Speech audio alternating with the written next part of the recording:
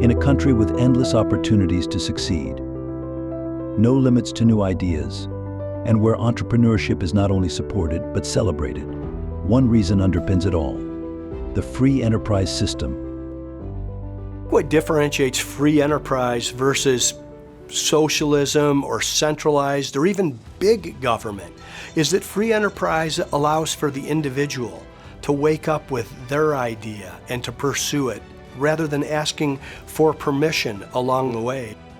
The fact that you can work where you want to work, pursue your version of the American dream, that's all part of a free enterprise system. That's part of what's created our quality of life and the prosperity that we enjoy. The free enterprise system is the set of laws and values to organize economic activity around two big ideas: competition and collaboration. It's competing with each other to do as well as we can in markets. That means that people are going to buy your thing if it's better than the next guy's thing. You're going to be able to get that job if you convince an employer that you're better than some other person that's trying to get that job. But we're doing so collaboratively, we're doing so with integrity, we're doing so with honesty. That's the free enterprise system. Free enterprise is your opportunity to pursue the American dream as you define it. It's a way to come out of school, whether that be high school, community college, the military, or university, and apply the skills and knowledge you have to create the life that you want. There are a lot of reasons to like the free enterprise system. Unambiguously, it's the most efficient system. And that means it does the most with the least. It creates the greatest surplus. It can make you the richest as a society, and if you're doing it right, have some good luck, a lot of personal responsibility, and a lot of other good stuff, it can make you most prosperous as an individual. That's not why I care. What I really care about, number one, is creating a society in which we can eliminate unnecessary poverty and need. That's what I want. And I just can't find any other system that can do that. You actually have to have the abundance that comes from capitalism and free enterprise to pay for our ability to take care of people who are not productive under traditional metrics. The second is that I want people to be happier. I want people to have the ability to use their skills and hard work to build a life that they like and that matches what they're good at. And the one system that gets me closest to that is free enterprise. The concept of free enterprise can be traced to a handful of key individuals who set the stage for the system that we have today. Many of the core principles can be traced back to Adam Smith, an 18th century Scottish philosopher, sometimes called the father of economics. Smith took himself to be defending, and what he says he was defending, not capitalism, but what he himself called commercial society. Adam Smith observed the British economy and argued for the benefits of free trade.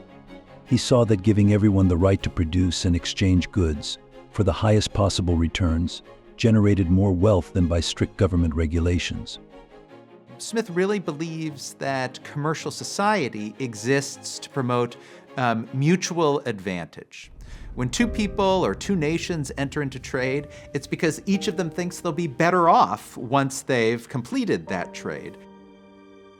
What Smith is concerned about is that there are better and worse ways of managing commercial society. So what are the kinds of political institutions that you create that make commercial societies more or less conducive to relationships of equal exchange rather than relationships of domination and oppression?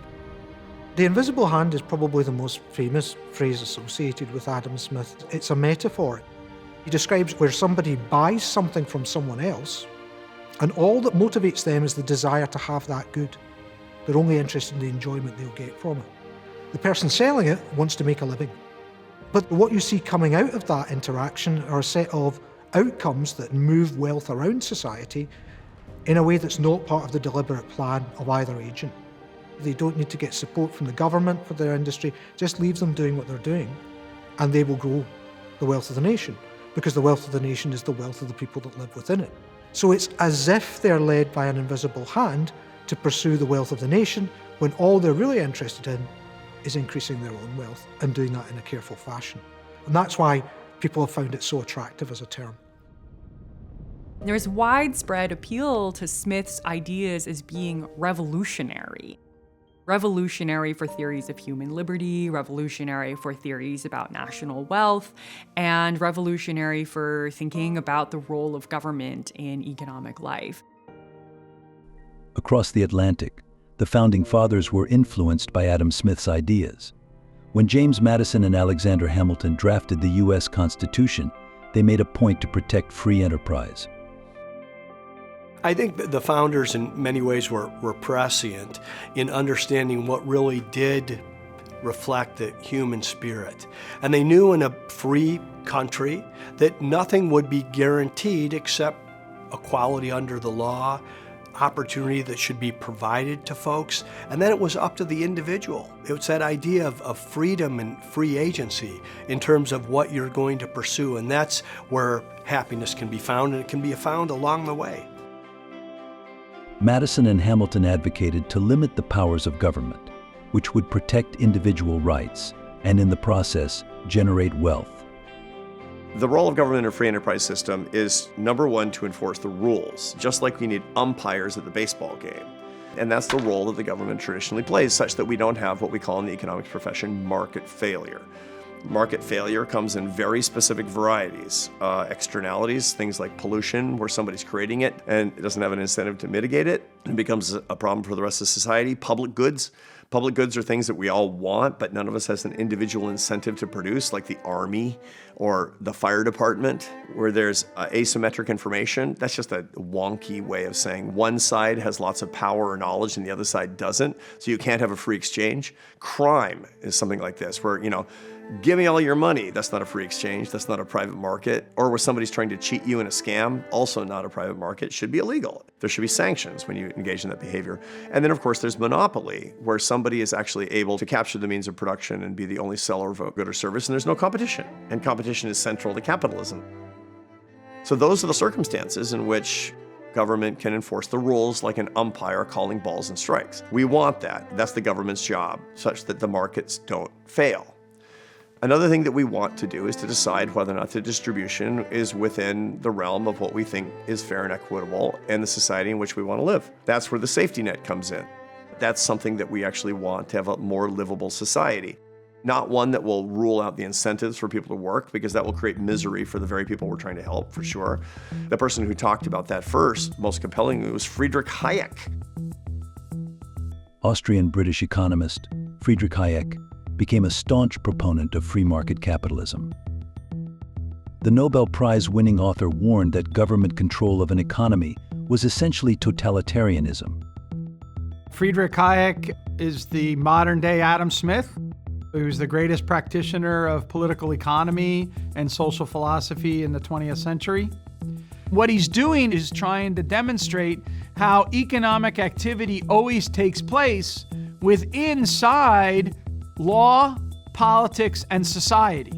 So we have the legal system, the rule of law, the freedom of contract. You have a political system, democracy, constitutions, right? And then you have a society, which is your social mores and norms and value systems. Following up on Hayek's groundbreaking work, American economist Milton Friedman refined these free enterprise concepts of individual liberty and strict limits on government intervention. Literally thousands of people cooperated to make this pencil. The wood from which it's made comes from a tree that was cut down in the state of Washington. To cut down that tree, it took a saw. To make the saw, it took steel. To make the steel, it took iron ore. That is why the operation of the free market is so essential, not only to promote productive efficiency, but even more, to foster harmony and peace among the peoples of the world. Milton Friedman was a Nobel laureate, prize-winning economist who really was able to talk in simple human terms on the benefit of freedom and free enterprise and all the dynamics that allow for our economy to grow and the benefits that it gives to our citizens and people that are willing to work hard. The facts are that free market, capitalist, competitive capitalist societies produce less inequality than any other societies in the world, that they are by all odds the most equal societies. Friedman was very groundbreaking and persuasive because he took you around different parts of the world or showed certain systems inside our own country and government that were failing, and then showed how freedom and free enterprise could reform them and improve them and actually help them attain the intentions that they started with but were not enjoying that kind of success. So what if we lost our free enterprise system? What then? We've had some natural experiments over the past half century where very similar societies, they tried to develop along either free market or more collectivist means. North and South Korea come to mind, East and West Germany. And we saw what happened in these natural experiments where they had very similar populations, they had very similar cultures, they had very similar access to resources. And one grew and the other didn't. Why? Because one can afford it and the other can't. Because the collectivist society that tries to govern all transactions on the basis of command and control and the preference of a leader, they can't do it very well. If we lost free enterprise, we would lose our quality of life. We would lose everything that we so value and enjoy about this nation. When you look at our country and the dynamism and the growth in our economy and the innovation that comes in terms of not only companies that we're all familiar with that are on the New York Stock Exchange, but also the local businesses in your own community that employ people, that allow people to make all kinds of decisions in their own personal best interest. That's the free enterprise system at work. That's really freedom writ large, is that people get to pursue their version of the American dream and pursue happiness as they define it. It's really important to have a system that makes it possible for you to go find purpose in the way that you spend your day, in the way that you earn your daily bread. That's really especially good if there's a system that matches what you're good at and what you like with what people need and what people want. And I got a name for that system. That's the free enterprise system.